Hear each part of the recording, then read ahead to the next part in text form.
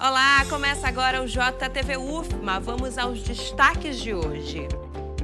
Semana de conciliação do Tribunal de Justiça do Maranhão é realizada até o próximo dia 10. O evento busca a resolução de conflitos de maneira rápida.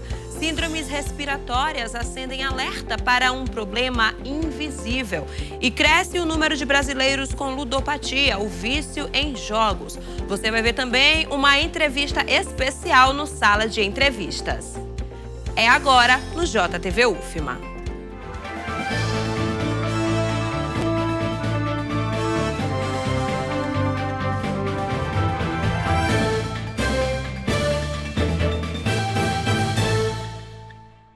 Terça-feira, 7 de julho, vamos ao Giro de Notícias.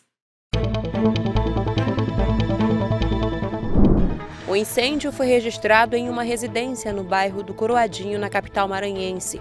Segundo o Corpo de Bombeiros Militar do Maranhão, as chamas teriam começado após um vazamento em um botijão de gás. O fogo foi controlado antes de se espalhar para outros cômodos do imóvel. Apenas a cozinha foi atingida, resultando em danos materiais. Ninguém ficou ferido. As equipes também realizaram os procedimentos de segurança para eliminar riscos no local. O motorista morreu após uma colisão frontal entre um carro de passeio e um caminhão na BR-230 entre os municípios de Balsas e Riachão, no sul do estado. Com o impacto, o caminhão ficou atravessado na rodovia e parte da carga de cavaco de madeira se espalhou pela pista, interditando o trecho por mais de 5 horas. As causas do acidente estão sendo investigadas. Segundo a Polícia Rodoviária Federal, de janeiro até agora, 42 acidentes foram registrados na mesma rodovia, sendo a maioria das ocorrências no final de semana.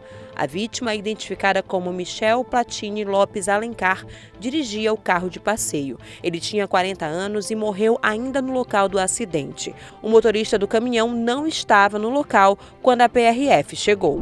Um tiroteio foi registrado nas proximidades do Arraial do bairro de Fátima, em São Luís. De acordo com a Polícia Militar do Maranhão, 2 suspeitos chegaram em uma motocicleta e efetuaram vários disparos contra uma pessoa. Um terceiro homem reagiu, dando início a uma troca de tiros.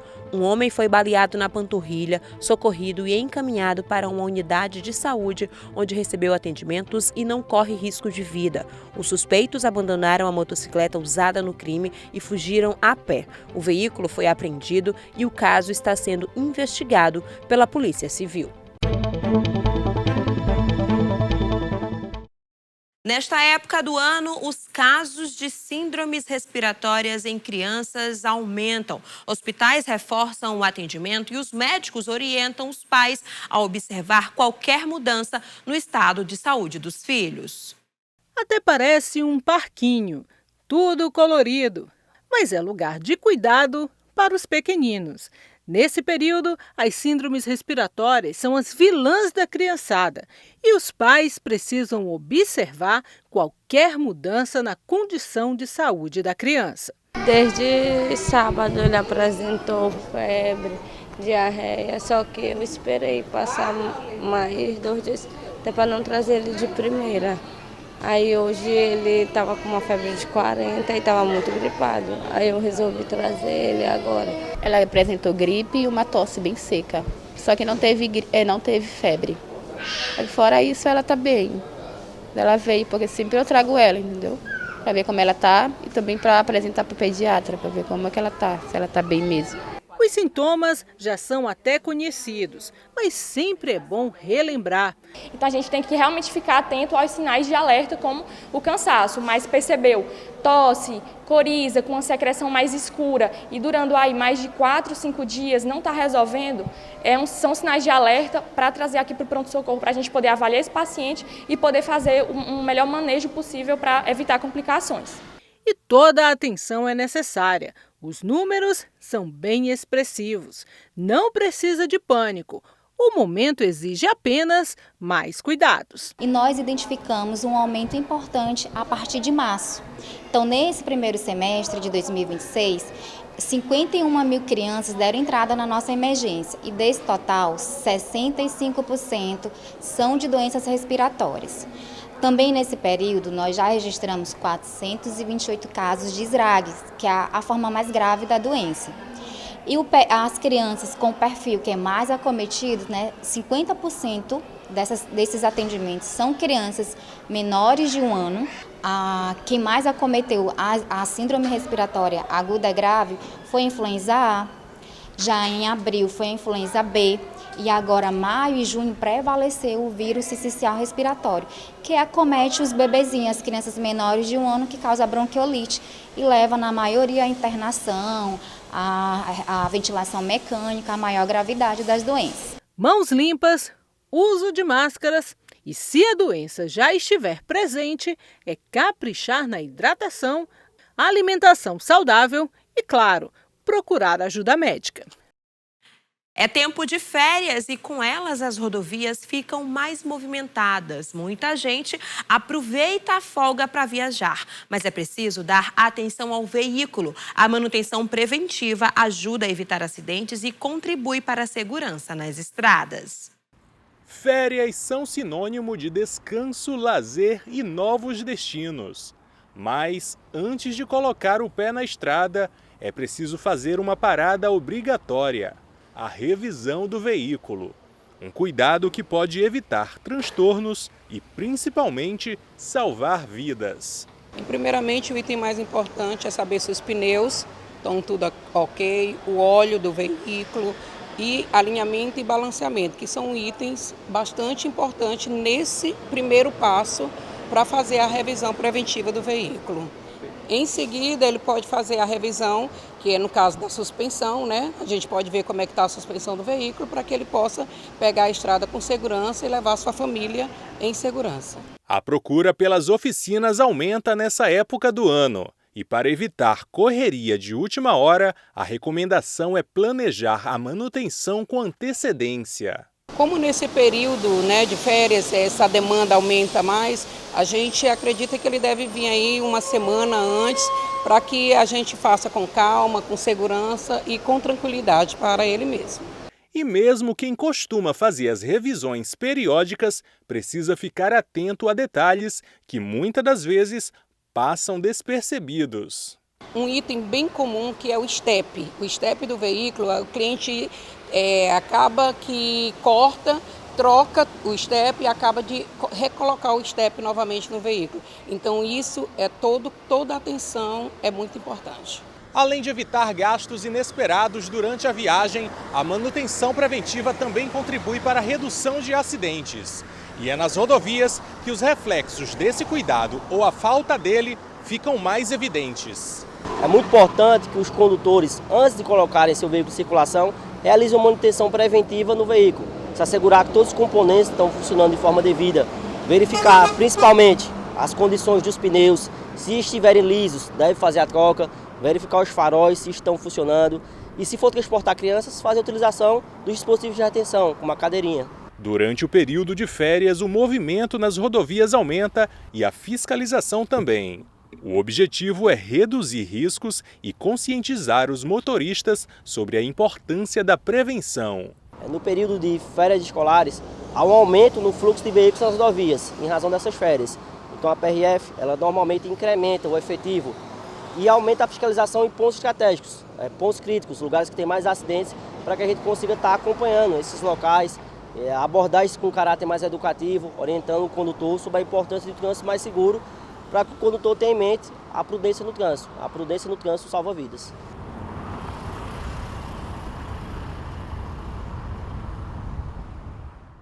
Resolver conflitos com mais rapidez e menos burocracia. Esta é a proposta da Semana de Conciliação do Tribunal de Justiça do Maranhão, que segue até a próxima sexta-feira. A iniciativa reúne cidadãos, empresas e judiciário em busca de acordos que podem colocar um ponto final em disputas de maneira mais rápida.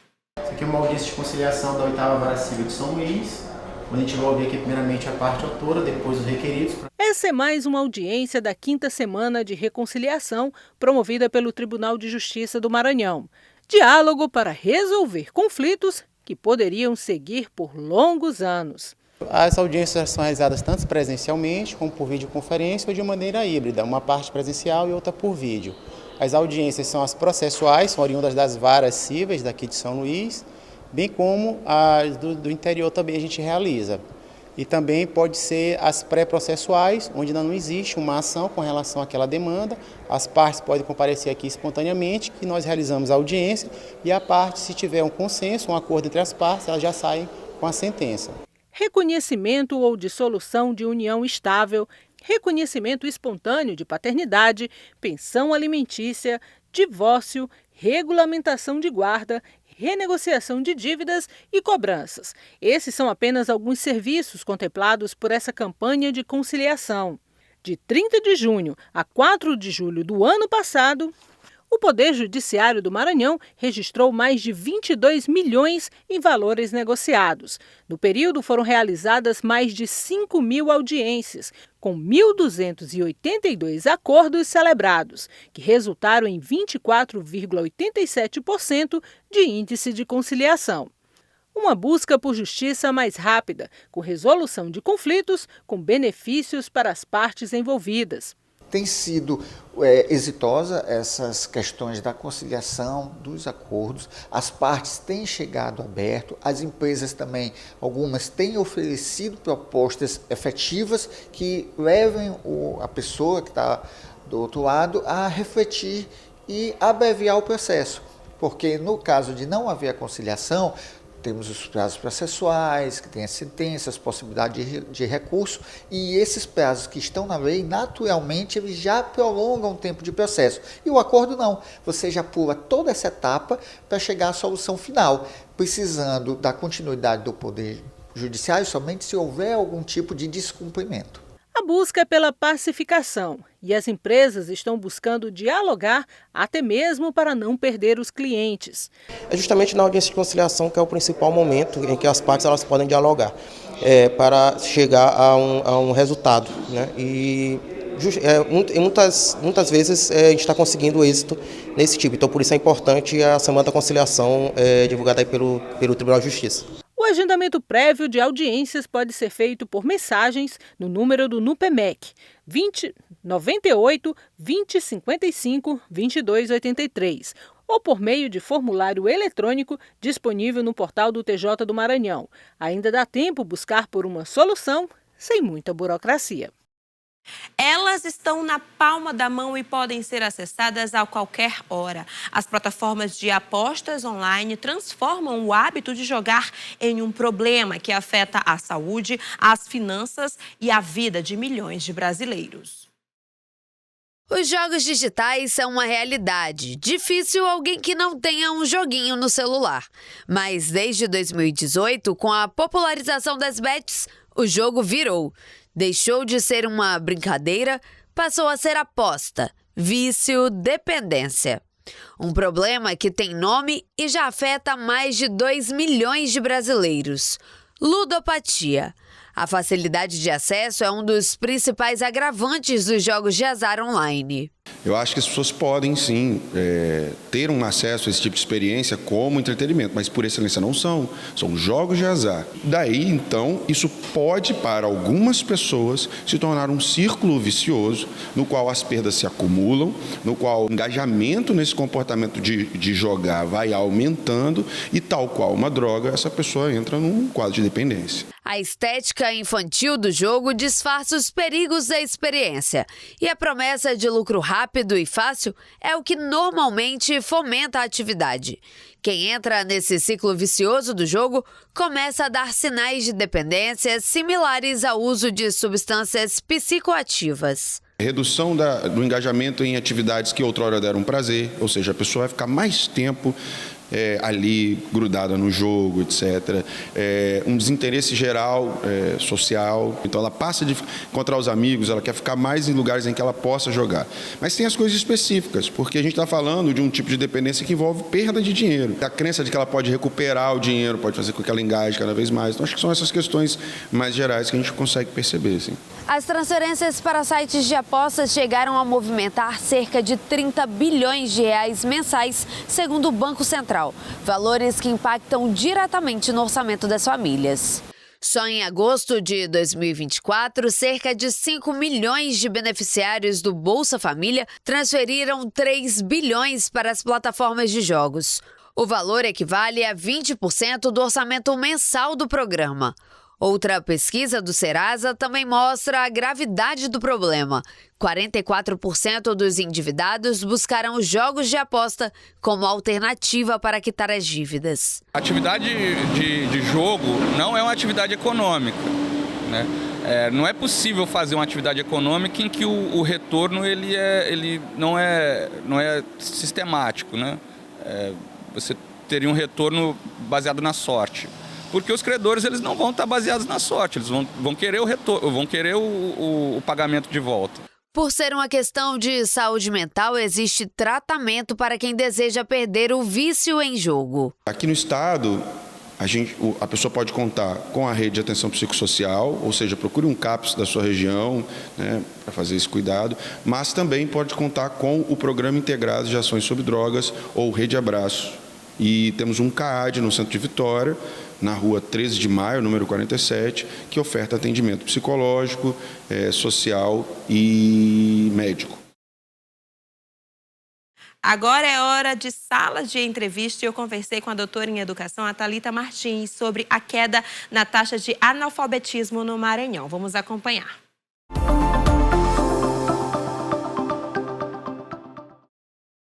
O Maranhão registrou um avanço na redução do analfabetismo.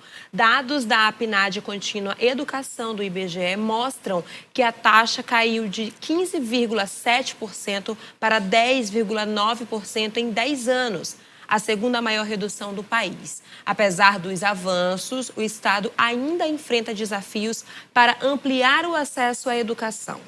Sobre esse cenário, conversamos agora com Thalita Martins, ela que é doutora em educação. Thalita, seja bem-vinda ao Sala de Entrevista. Obrigada. Thalita, os dados mostram que o Maranhão teve aí a segunda maior redução na taxa de analfabetismo do país na última década. O que explica esse avanço? O que explica essa redução? Olha, esse avanço é um dado muito significativo, né, para o Maranhão, e eu acho que ele nos dá duas frentes. Uma é essa conquista da diminuição dos dados de analfabetismo no nosso estado, e ela se deve muito às políticas públicas desenvolvidas, à nossa rede de ensino e todo o compromisso dos educadores, né, da educação de jovens e adultos, dos movimentos populares também, dos educadores populares que sempre estiveram nessa frente. Como você pontuou, embora a gente já ainda tenha essa diminuição, o Maranhão ainda aponta ainda um dos estados com um dos maiores índices de analfabetismo. E isso nos leva aos desafios, né, que esses dados evidenciam. O primeiro é que, embora a nossa juventude esteja sendo alfabetizada, nós ainda temos um número significativo de pessoas com 40 anos ou mais, né, que precisa ainda dessas políticas, tá? Então, o desafio é fazer com que essas pessoas retornem à escola. E, Thalita, quando a gente fala de desafios, quais são os principais desafios para a gente acelerar, então, essa redução, ou seja, diminuir mais fortemente essa taxa de analfabetismo? Olha, nós estamos agora no processo de desenvolvimento de políticas, né, voltadas para a educação de jovens e adultos. Nós estamos agora no desenvolvimento do Pacto EJA, que é um pacto nacional, tá? E esse pacto ele vem com todo investimento voltado para a educação de jovens e adultos. Mas quando nós falamos desse desafio, nós falamos tanto desse desafio de desenvolvimento de políticas, sim, como o desafio também desse processo de reencontro com a escola, tá? Então, de fazer com que essas pessoas tenham a vontade de se matricular, né, tenham vontade de voltar aos estudos e que quando elas tenham esse encontro, quando elas retornem à escola, elas encontrem uma comunidade que compreenda esse processo de escolarização delas, né? Todos os desafios que envolvem o cotidiano de um adulto trabalhador em sala de aula. E qual é o principal impacto, ou quando a gente fala de impactos aí, da alfabetização de jovens, adultos e de idosos também, né? Quando a gente trata do desenvolvimento social e econômico do nosso estado? Olha, quando nós falamos do acesso à educação, nós estamos falando do acesso a um direito fundamental básico, né? E é um direito e um dever.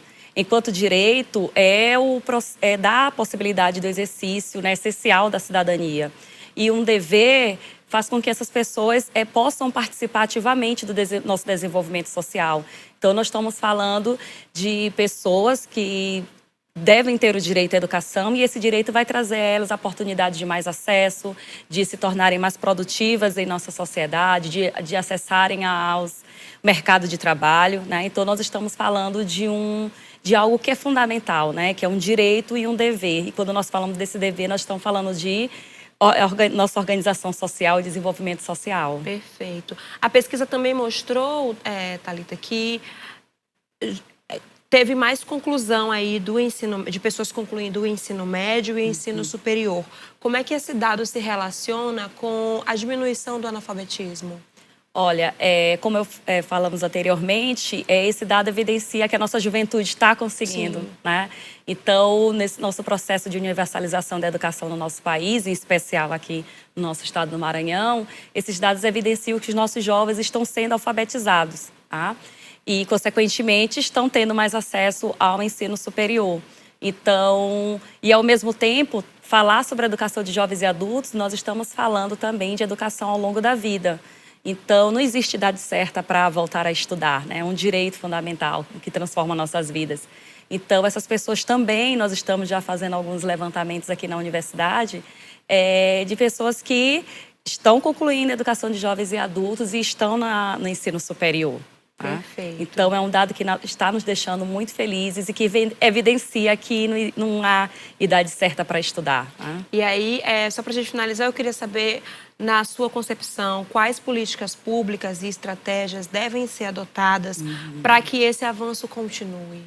Olha, nós estamos agora, como falei anteriormente, no desenvolvimento das políticas, né, do Pacto EJA. Dentro dessas políticas que é de incentivo à matrícula, nós temos algo que é muito importante, que é a formação de professores. Quando nós falamos de EJA, nós estamos falando de um público específico, né? De adultos, jovens, idosos, né? Que estão se reencontrando com a escola ou por vezes, encontrando a primeira vez. Então, nós temos que pensar em formação de professores que compreendam essa especificidade, que tanto de professores, mas de comunidade, que abracem essas pessoas, que façam elas compreenderem que elas estão exercendo um direito, que pensem em metodologias adequadas, que pensem em práticas pedagógicas adequadas, né? Que façam com que esse processo realmente ocorra com qualidade, né? Então, essas políticas voltadas para a formação de professores são fundamentais. Então, que compreenda a importância de estar na escola, né? E que incentive as pessoas a voltarem a estudar, que é fundamental o exercício da nossa cidadania e a educação é primordial para isso. Perfeito, Thalita. Muito obrigada por suas explicações. Eu conversei com Thalita Martins, ela que é doutora em educação. O JTV UFMA de hoje fica por aqui. Para rever esta e outras edições, basta acessar as nossas redes sociais ou ainda o nosso canal no YouTube. A gente se vê!